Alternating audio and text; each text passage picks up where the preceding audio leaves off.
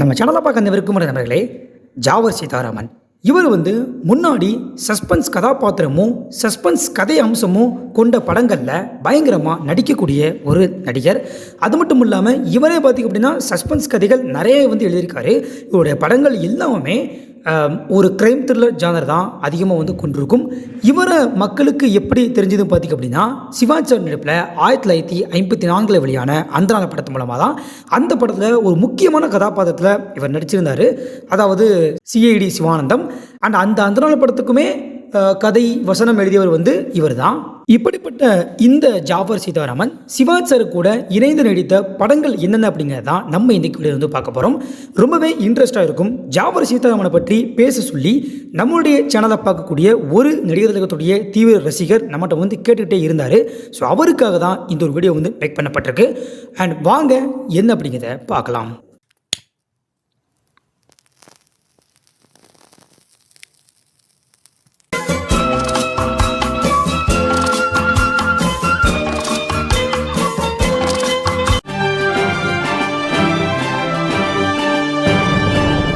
First Jaffer Sitharaman அவர்களுடைய ஒரு சின்ன லைஃப் ஹிஸ்ட்ரி பார்த்துடலாம். அதை பார்த்துட்டு அவங்க என்னென்ன படங்கள்லாம் நடிச்சிருக்காங்க அப்படின்றத நம்ம பார்க்கலாம்.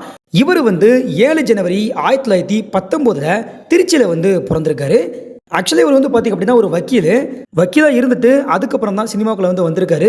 எனக்கு என்ன தோணுதுன்னா, இவர் வக்கீலாக இருந்ததுனால தான் நிறைய கேசஸ்லாம் பார்த்துட்டு சினிமாவில் இந்த கிரைம் த்ரில்லர் ஜானரில் கதைகள் எழுதுறது, அந்த மாதிரியான கதாபாத்திரங்கள் நடிக்கிறது, அப்புறம் இந்த கொலையை விசாரிக்கக்கூடிய கதாபாத்திரங்கள் நடிக்கிறது அப்படின்னு சொல்லி ஒருவேளை இவர் வக்கீலாக இருந்ததுனால தான் நடித்தாரோ என்னவோ தெரியல. இவர் 1947 நிறைய படங்களில் நடிச்சுட்டே இருந்திருக்காரு. இப்போ நம்ம சிவாஜியோடைய படங்களில் எந்தெந்த படங்கள்லாம் நடிச்சிருக்காரு அப்படின்றத பார்க்கலாம். ஃபஸ்ட்டு இவர் நடித்த சிவாஜி படம் என்னன்னா மனோகரா. இந்த படம் 1954 வெளிவந்திருக்கு. இந்த படத்தில் இவர் நடித்த கதாபாத்திரம் என்னன்னா சத்யசீலன் அப்படின்னு சொல்லக்கூடிய ஒரு கதாபாத்திரம். அதுக்கடுத்து இவர் நடித்த படம் அந்த நாள். இந்த படமும் இதே வருஷம் 1954 தான் வெளிவந்திருக்கு. ஸோ இந்த படத்துக்கு திரைக்கதை எழுதியவரும் இவர் தான். ஃபஸ்ட்டு பார்த்திங்க அப்படின்னா முன்னாடி நிறைய படங்கள் பாடல்களோடு இருந்துச்சு. ஆனால் தமிழ் சினிமாவில் பாட்டே இல்லாமல் ஃபஸ்ட்டு வந்த படம்னா அது இந்த அந்தரான படம் தான். அது மட்டும் இல்லாமல் இந்த படத்துடைய ஜானர் டிஃப்ரெண்ட்டான ஜானர். அப்போவே மக்களுக்கு பயங்கரமான ஒரு எக்ஸ்பீரியன்ஸை கொடுத்த ஒரு படம். அது மட்டும் இல்லாமல் இந்த படத்தில் ஒரு முக்கியமான கதாபாத்திரத்தில் நடிச்சிருப்பார். சிஐடி சிவஞானம் கதாபாத்திரத்தில் நடிச்சிருப்பார். இந்த படத்தை பற்றி பர்சனலாக நான் என்ன சொல்வேன்னா, நான் இந்த படம் பார்க்கும்போது எனக்கு எப்படி இருந்துச்சு அப்படின்னா, ஒரு பழைய படம் பார்க்குற ஃபீல் எனக்கு கொடுக்கல. அந்தளவுக்கு ஒரு சிறப்பான திரைக்கதை, சிறப்பான வசனம் இந்த படத்தில் இருந்துச்சு. ஸோ அதனால தான் என்னவோ தெரியல, அந்தரான படம்னாலே ஜாஃபர் சீதாராமனை கண்டிப்பாக பேசுவாங்க. அதுக்கடுத்து கோடீஸ்வரன் 1955 இந்த படம் வெளிவந்திருக்கு. இந்த படத்தில் கதை வசனகத்தவா இவர் வேலை பார்த்துருக்காரு. படத்தில் நடிக்கலை. ஆனால் இவருடைய பெயர் படத்தில் எப்படி மென்ஷன் பண்ணியிருப்பாங்கன்னா ஜாஃபர் சீதாராமன் அப்படின்னு சொல்லி மென்ஷன் பண்ணியிருக்க மாட்டாங்க. ஜெமினி சீதாராமன் அப்படின்னு சொல்லி மென்ஷன் பண்ணியிருப்பாங்க. இப்போ ஏன் இவரை ஜெமினி சீதாராமன் அப்படின்னு சொல்லி மென்ஷன் பண்ணியிருக்காங்கன்னா, இவர் ஃபஸ்ட்டு ஒர்க் பண்ணது ஜெமினி ஸ்டுடியோ. ஸோ அதனாலே ஜெமினி சீதாராமன் அப்படின்னு சொல்லி மென்ஷன் பண்ணியிருப்பாங்க. அதுக்கடுத்து 4வதா மணமகன் தேவை படம். இந்த படம் 1957 வெளிவந்துச்சு. இந்த படத்தில் கல்லூரி பேராசிரியர் கதாபாத்திரத்தில் நடிச்சிருப்பாரு. அதுக்கடுத்து வரலாறு படைத்த வீரபாண்டிய கட்டபொம்மன் திரைப்படம். ஸோ இந்த படம் 1959 வெளிவந்திருக்கு. இந்த படத்தில் இவர் நடிச்சிருக்கக்கூடிய கதாபாத்திரம் என்னன்னு பார்த்திங்க அப்படின்னா ஜெனரல் பேனர்மேன் அப்படின்னு சொல்லக்கூடிய ஒரு ஆங்கில கலெக்டர் கதாபாத்திரத்தில் நடிச்சிருப்பார். சிவாஜி சாருக்கும் இவருக்கும் இடையில் இந்த வசனம் போட்டி இருக்கும். லாஸ்ட் கிளைமேக்ஸில் பார்த்திங்க அப்படின்னா சிவாஜி சார் இவரை பார்த்து பேசுவார். ஸோ இந்த சீன்லாம் எவர்கிரீன் சீனே சொல்லலாம். சூப்பரான நடிப்பை இவருமே வெளிப்படுத்தியிருப்பார். வல்லவன் வாழ்வி செத்தறிந்தவன், அதனால் தான் வாழ்பிடித்து வாழ வேண்டும் என்று இல்லாதிருப்பவன். அதுக்கடுத்து குழந்தைகள் கண்ட குடியரசு படம்.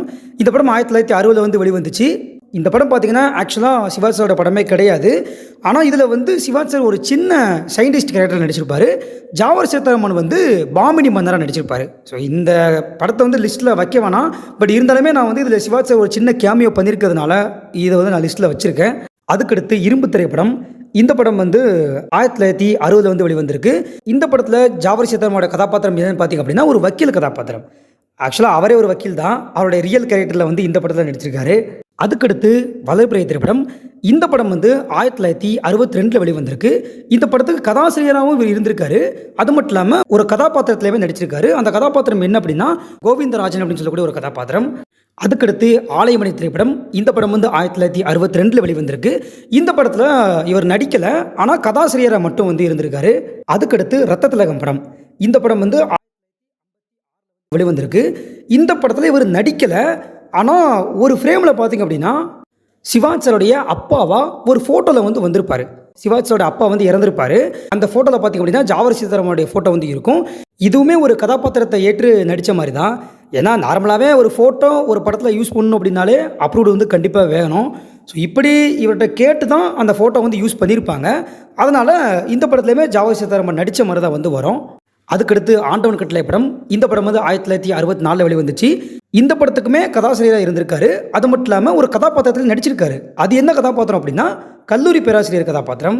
அதுக்கடுத்து கர்ணன் படம். இந்த படம் வந்து 1964 வெளிவந்துச்சு. ஒரு பிரம்மாண்டமான ஒரு படம். இந்த படத்தில் பார்த்திங்க அப்படின்னா பீஷ்மன் கதாபாத்திரத்தில் ஜாவர் சீதாராமன் நடிச்சிருப்பார். அதுக்கடுத்து என் தம்பி படம். இந்த படம் வந்து 1968 வெளிவந்துச்சு. இந்த படத்தில் கருணாகர பூபதி அப்படின்னு சொல்லக்கூடிய ஒரு கதாபாத்திரம், அதாவது ஹீரோயின் சரோஜா தேவியோடைய அப்பா. ஸோ அவங்களுடைய கதாபாத்திரத்தை வந்து நடிச்சிருப்பார். அதுக்கப்புறம் உயர்ந்த மனிதன். இந்த படம் வந்து 1968 வெளிவந்துச்சு. இந்த படத்துக்குமே கதை வசனகர்த்தாவாக வந்து இருந்திருக்காரு. அதுக்கப்புறம் தங்கச்சுரங்கம் படம்.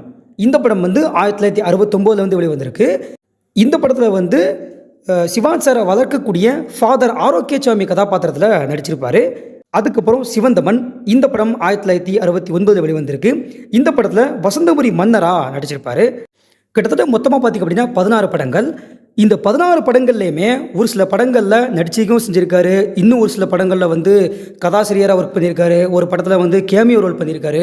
ஸோ இப்படி 16 சிவாஜியோடைய படங்களில் வந்து ஒர்க் பண்ணியிருக்காரு. நான் ஸ்டார்டிங்கில் வந்து நடித்த படங்களை மட்டும் தான் சொல்கிறதா இருந்துச்சு. பட் இருந்தாலுமே வந்து இவ்வளோ படங்களை இவர் ஒர்க் பண்ணியிருக்காரு அப்படிங்கிறது தான் யதார்த்தமான ஒரு விஷயம். இப்போ நான் இவரை பற்றி பேசுகிறதுக்கான முக்கியமான காரணம் என்ன அப்படின்னா அந்த ரசிகர் கேட்டதுனால தான். அது மட்டும் இல்லாமல் ஜாவர் சீதாராமன் அப்படின்னு சொல்லக்கூடிய ஒருத்தர் வந்து சஸ்பென்ஸ் கதைகள் எழுதுறதுல ரொம்ப முக்கியமான ஒருத்தரை வந்து அப்போ பார்க்கப்பட்டு இருந்தவர். ஸோ அப்படிப்பட்ட ஒருத்தரை பற்றி நம்மளுடைய ரசிகர்கள் எல்லாருமே தெரிஞ்சுக்கணும் அப்படின்றதுக்காக தான் இந்த ஒரு வீடியோ வந்து மேக் பண்ணப்பட்டிருக்கு. சரி, ஓகே, இந்த ஒரு வீடியோ பற்றியான கருத்துக்கள் என்னென்ன அப்படிங்கிறத வந்து கமெண்ட்டில் வந்து சொல்லுங்கள். அது மட்டும் இல்லாமல் இப்படிப்பட்ட ஜாவர் சீதாராமனை பற்றி நீங்கள் என்ன நினைக்கிறீங்க அப்படிங்கிறத வந்து கமெண்ட்டில் வந்து சொல்லுங்கள். முக்கியமாக சொல்லணும் அப்படின்னா அந்த நாள் படத்தை பற்றி நீங்கள் என்ன நினைக்கிறீங்க அப்படிங்கிறத வந்து சொல்லி ஆகணும். ஏன்னா இவ்வளவு படங்களை விட ஜாவர் சீதாராமனை அதிகமாக பேச வச்ச படம் வந்து அந்த நாள் படம் தான். ஸோ அதனால தான் வந்து கேட்குறேன், வேறு ஒன்றும் இல்லை. அண்ட் இந்த ஒரு தகவலை எங்களுக்கு கொடுத்தது யாருன்னா கோடீஸ்வரன் அப்படின்னு சொல்லக்கூடிய ஒரு ரசிகர். ஸோ அவருக்கும் இந்த இடத்துல வந்து நான் ஒரு நன்றியை தெரிவிச்சுக்கிறேன். அது மட்டும் இல்லாமல் நம்ம சேனலுடைய வாட்ஸ்அப் நம்பர் வந்து கீழே வந்து இருக்குது. ஸோ எல்லாருமே அந்த ஒரு நம்பரை சேவ் பண்ணிட்டு அந்த நம்பருக்கு வந்து மெசேஜ் வந்து பண்ணுங்கள். இப்போவுமே பார்த்திங்க அப்படின்னா நிறைய ரசிகர்கள் வந்து நம்பரை சேவ் பண்ணி மெசேஜ் பண்ணுறீங்க. ரொம்ப நன்றி. இதுக்கான காரணம் என்ன அப்படின்றத வந்து நான் முன்னாடியே சொல்லியிருக்கேன். அதாவது நடிகர் திலகத்துடைய பிறந்தநாள் வந்து அக்டோபர் 1 வருது. அதுக்கான சிறப்பு நிகழ்ச்சிகள் வந்து நம்ம பண்ண போகிறோம். அதுக்காக தான் இந்த ஒரு நம்பரை உங்கள்கிட்ட வந்து கொடுக்குறேன். அது மட்டும் இல்லாமல் ஒன்லி சிவாஜி சேனலுடைய ஃபேஸ்புக் பேஜ், அதற்கான லிங்க்குமே கீழே வந்து இருக்குது. அதையும் கிளிக் பண்ணி ஃபாலோ வந்து பண்ணிக்கோங்க. நாளைக்கு இதை மாதிரி நல்ல ஒரு வீடியோ நான் உங்களை சந்திக்கின்றேன். நன்றி.